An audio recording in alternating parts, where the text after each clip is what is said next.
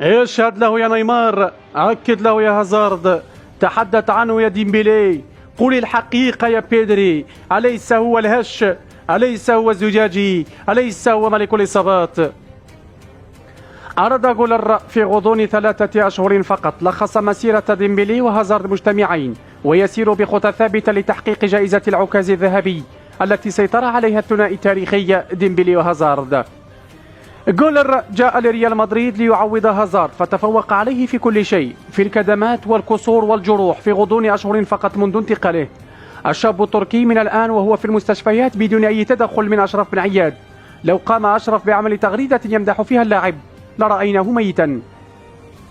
هذا اللاعب حتى لو كان الريال مشتريه بمال حرام لن يحدث له هكذا.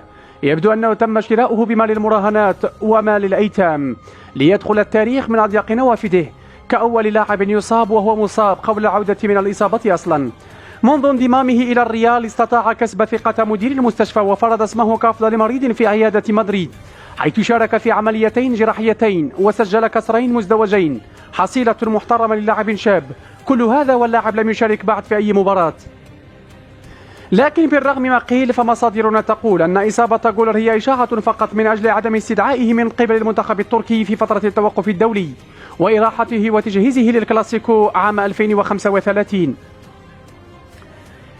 إصابات هازارد وديمبلي سبيانية، انتظروا وفاتي في باقي الأيام.